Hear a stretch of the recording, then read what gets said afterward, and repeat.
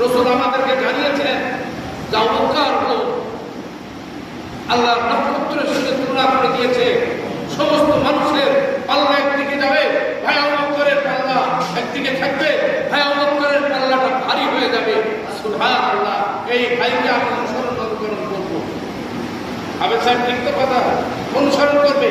কিভাবে করছে দেখেন, চোখে পানি ধরে রাখতে পারবে। রাসূল আকরাম সাল্লাল্লাহু আলাইহি ওয়াসাল্লাম চলে গেলেন, আবু বকর সিদ্দিক রাদিয়াল্লাহু চলে গেলেন। হযরত ওমর রাদিয়াল্লাহু তাআলা পথ দিয়ে হেঁটে যাচ্ছে, যেদিকে যত দূরে যায় কণ্ঠকীর্ণ পথ, যত দূর যায় তত দুর্গম পথ। লোকেদের কাছে জিজ্ঞাসা করছে যে ভাই আবু বকর এই পথে যাইতেন, কোথায় যাইতেন?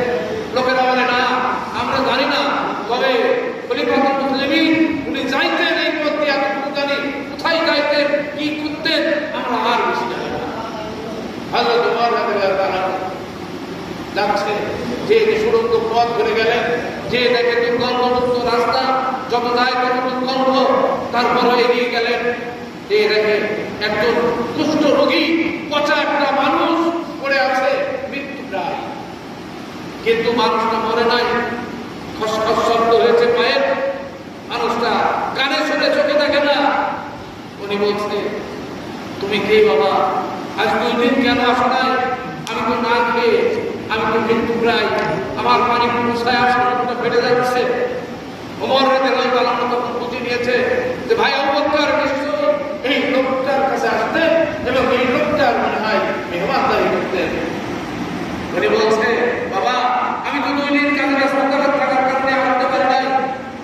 তো বলছে আমি বড় করতে পারতো, আমি তো না খেয়ে চলে যাচ্ছি, পিপাসিত। তো বলছে বাবা তুমি দাঁড়াও, তুমি কি আজকে কি খাইবা? তো বলছে আমার নরমটা খাওয়া তাই। ওমর রাদিয়াল্লাহু তাআলা বুঝে নিয়েছে ভাই আবু বকর তাই নরম খাওয়াতেন।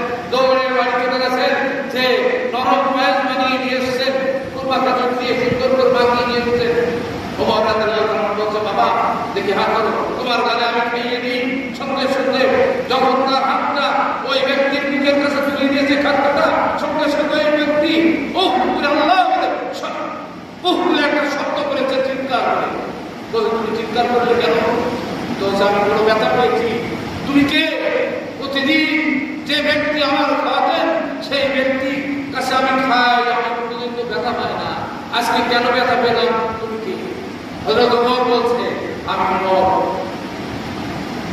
ভাই আবু বকর তোমারে খাওয়াতেন, উনি চলে গেছেন দুনিয়া থেকে। তো বলছে আবু বকরের নাম শুনেছি, আমি চোখে দেখিনি, আমি তো মুশরিক, আমি মুসলমান নই, কিন্তু উনি আমার প্রতিদিন খাইয়ে দিতেন, আমি কোনোদিন ব্যথা পাই নাই। তুমি কে? তো আমি ওমর, আমি খলিফা বর্তমান। আমি নাম শুনেছি তোমাদের, চোখে দেখার সুযোগ নাই, চোখে দেখেনি, কিন্তু আমি ব্যথা পাইনি কোনোদিন। তোমার তখন জিজ্ঞাসা করছে ভাই তোমাকে কিভাবে খাওয়াতে? আমার একটু জানাবো। তো বলছে ওনার গালের ভিতরে খাদ্যটা নিয়ে জিভের মধ্য দিয়ে আমার জিভের ভিতরে ঢুকিয়ে আমার খাদ্য দিয়েছে। সুবহানাল্লাহ। কুষ্ঠ রোগী যে মুসলমান না, আবু বকর তার গালের ভিতরে খাদ্য দিয়ে ওই পচা ব্যক্তির গালের ভিতরে খাইয়ে দিতেন। হযরত ওমর সঙ্গে সঙ্গে আল্লাহর কাছে আবেদন করলেন, হে আল্লাহ তুমি ভাই আবু বকরের মতো আমার করতে পারছো না? আমি তো ভাই আবু বকরের মতো হতে চাই, কিন্তু আমি তার মধ্যে বসে পারলাম না। আমার কেন তুমি কোন মাটি দিয়ে ভাই আবু বকরের সৃষ্টি করেছো, সেই মাটি দিয়ে কেন আমাকে তৈরি করলে? আসলে আমি এই কথাটা বলার উদ্দেশ্য হলো আমাদের ভিতরে মহব্বত কমে গেছে, আমাদের ভিতরে মায়া কমে গেছে, আমাদের মানুষের প্রতি মানুষের জুলুম বেড়ে গেছে, আমাদের সমাজনীতি, সরকার নীতি, আমরা যাই বলি না কেন সব কিছু পাল্টে গেছে। এই জন্য আমাদের কাছে শিক্ষা নিতে হবে, সেই সাহাবীদের জীবন চরিত্র দেখতে হবে, তাদের দর্শনটা দেখতে হবে, তারা কেমনে দুনিয়া চালাইতো, কেমনে দেশ চালাইতো, তারা কেমনে মানুষের কেমন আচরণ করতো। আসলে আমাদের এখান থেকে শিক্ষা নিতে হবে। এই জন্য আমাদেরকে বলছে যে মুসলমান হয়ে না হয়ে তোমরা মৃত্যুবরণ করুন, আল্লাহ সুবহানাহু ওয়া তাআলা বলছেন। এই জন্য আমরা সবাই চেষ্টা করব যে ওই সাহাবীদের জীবন আদর্শকে আমরা অনুসরণ করার চেষ্টা করব, আর দেশ চালানোর জন্য সেইভাবে চেষ্টা হবে যেভাবে সাহাবী আজমাইনরা চালিয়েছেন। অর্ধ বিশ্বের খলিফা ছিলেন হযরত ওমর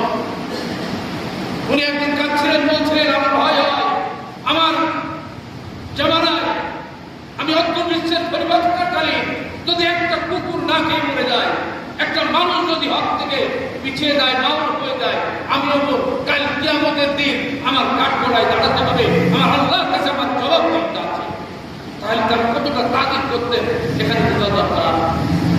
যাই হোক, আমরাও চেষ্টা করি সবাই যেন এই সমাজটাকে বদলে দেওয়া যায়, সুন্দরভাবে সমাজটাকে গড়া যায়, সুন্দরভাবে মানুষ তৈরি হয়, এটা আমাদের সকলের তামান্না থাকা উচিত।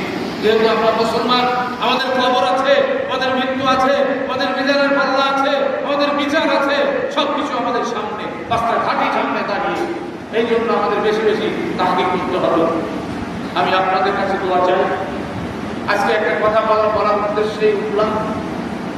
আপনারা কেউ শুনেছেন, কেউ হয়তো শোনেন নাই। হযরত পীর সাহেব হুজুর ইসলামী আন্দোলন বাংলাদেশের পক্ষ থেকে আমি ওনাদের সংগঠনের সঙ্গে আছি 16-17-18 বছর আছি। ইসলামী আন্দোলন বাংলাদেশ আমি থানার সভাপতির পদে ছিলাম গত বছর পর্যন্ত। আমি এবছর সিনিয়র সভাপতি, কারণ আমি অনেক সময় দিয়ে পাচ্ছি না, অনেক কষ্ট, অনেক কাজ, অনেক পয়সা খরচ, তারপরেও ছাড়িনি, সংগঠন আমাদের ছাড়েনি। এরপর আপনারা শুনেছেন সামনে একটা নির্বাচন হতে যাচ্ছে। সেটা যখনই হোক, 6 মাস পরে হোক, 1 বছর পরে হোক, 2 বছর পরে হোক, 5 বছর পরে হোক, নির্বাচন তো দেশে হবেই হবে।